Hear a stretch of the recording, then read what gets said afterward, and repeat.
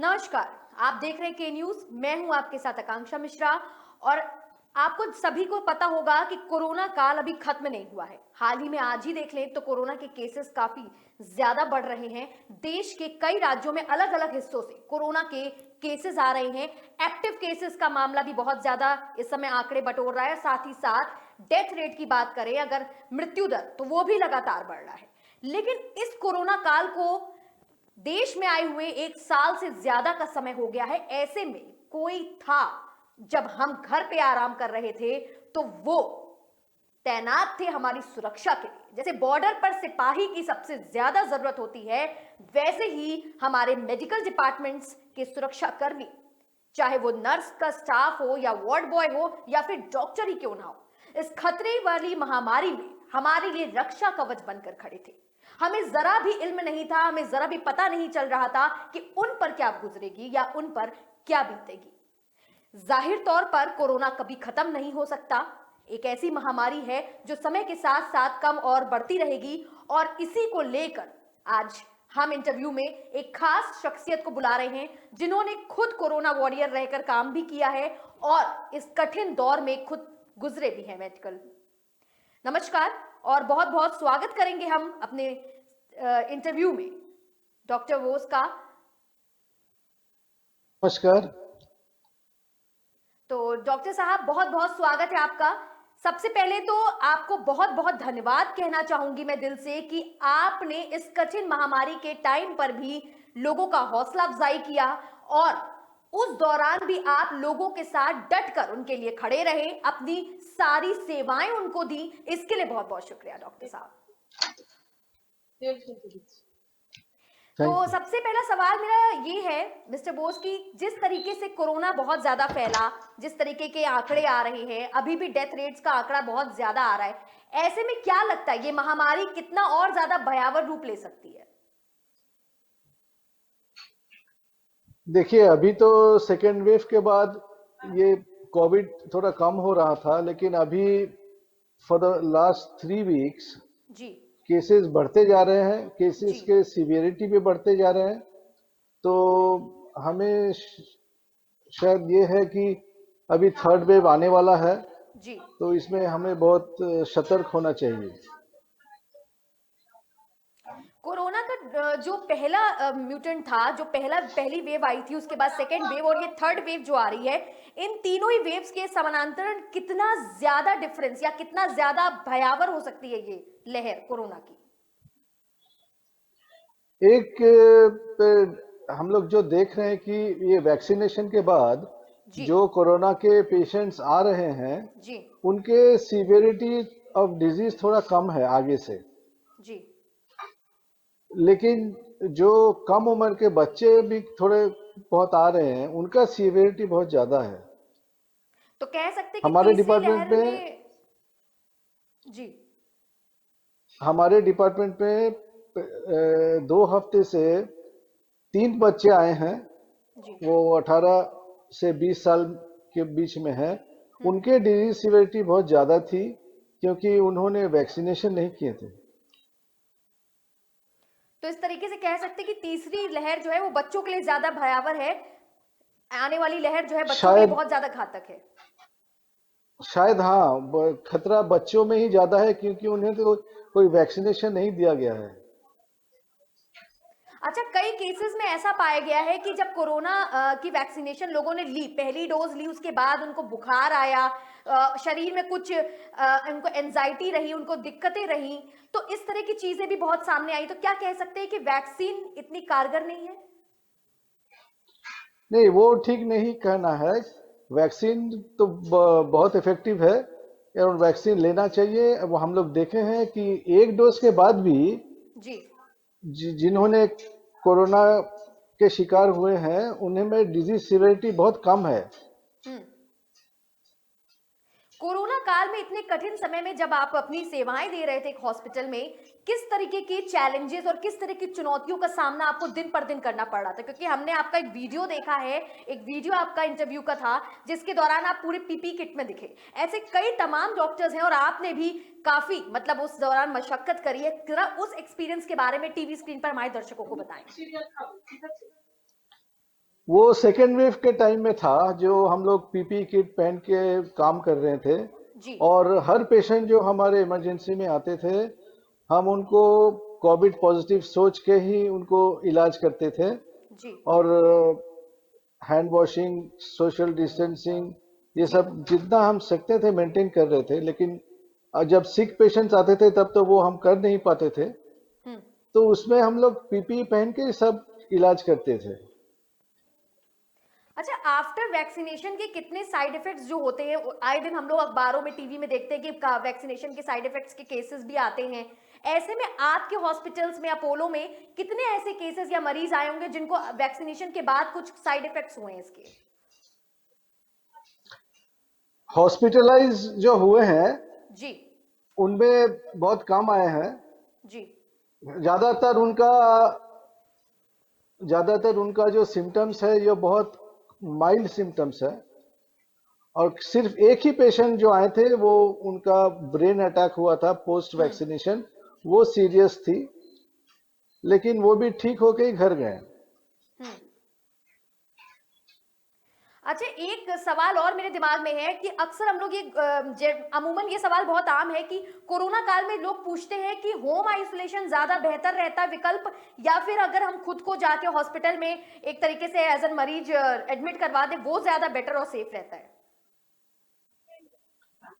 वो तो पेशेंट के ऊपर डिपेंड करते हैं। जिसका माइल्ड डिजीज है, जिसका कोई लंग का बीमारी नहीं है, जैसे हाफनी की बीमारी, interstitial lung disease, pulmonary fibrosis, pulmonary hypertension, heart failure, ischaemic heart disease, ये सब जिनको नहीं है, उनको अगर माइल्ड डिजीज हो तो घर पे रहना ही बेहतर है।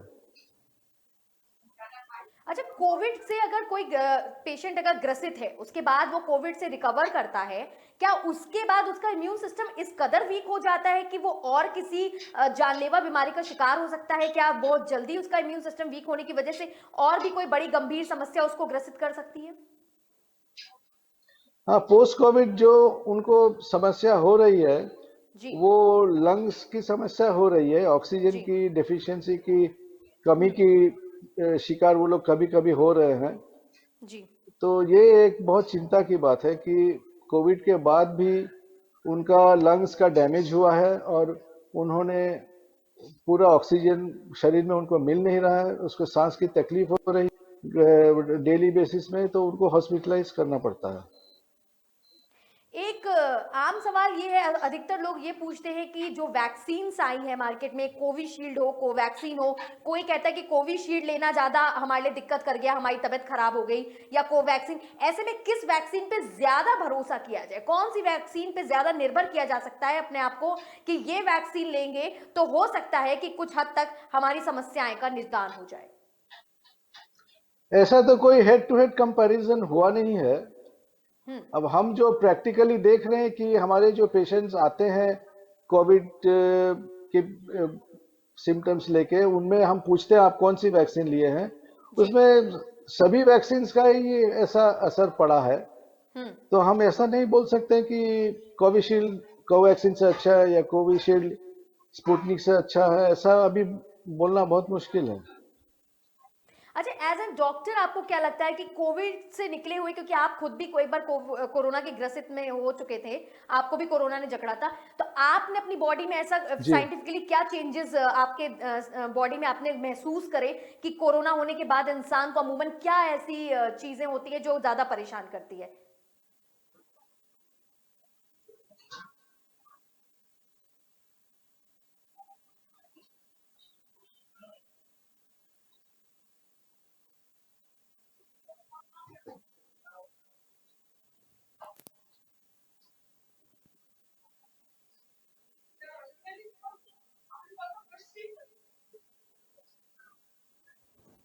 हेलो। जी, आवाज आ रही है आपकी? हाँ, आ रही है। मेरा सवाल ये था कि जैसे कई बार होता है कि कोरोना से ग्रसित होने के बाद एज एन डॉक्टर आपसे मैं पूछ रही हूँ कि एक मेडिकली आपको क्या लगता है कि ऐसे कौन से आपने भी कोरोना से आप ग्रसित थे, तो आपको इस तरह की किस तरह की जी। चेंजेस अपनी बॉडी में नजर आए कि हाँ, पोस्ट कोविड में कुछ इस तरीके का फील करता था, मेरी बॉडी में ये चीजें, मुझे पावर ऐसी, एनर्जी ऐसी लगती थी, और अब कोरोना होने के बाद मुझे अब इसमें ज्यादा दिक्कतें हो रही है, ज्यादा सामना करना पड़ रहा है, इन चीजों से दो चार होना पड़ रहा है। सबसे बड़ा समस्या एक कमजोरी है। जी। कमजोरी बहुत महसूस करते थे। हम्म। और पहले जितने आसानी से हम जो काम कर लेते थे उसमें कोविड होने के बाद वो थोड़ा दिक्कत हो रही थी वो काम करने में। हम्म। तो वो आस्ते आस्ते ठीक होने लगा। तो एक कोई ऐसी कुछ खास दवाई या कुछ ऐसी खास टिप्स आप देना चाहेंगे हमारे दर्शकों को कि जिन्होंने कोरोना से हाल ही में रिकवर किया हो या कुछ महीने पहले रिकवर हुए हो, उनके लिए क्या कुछ ऐसे हेल्थी टिप्स होने चाहिए जिसकी वजह से अभी उनका इम्यून सिस्टम वीक है, तो उन्हें किस चीज का साफ तौर पे ख्याल रखना चाहिए?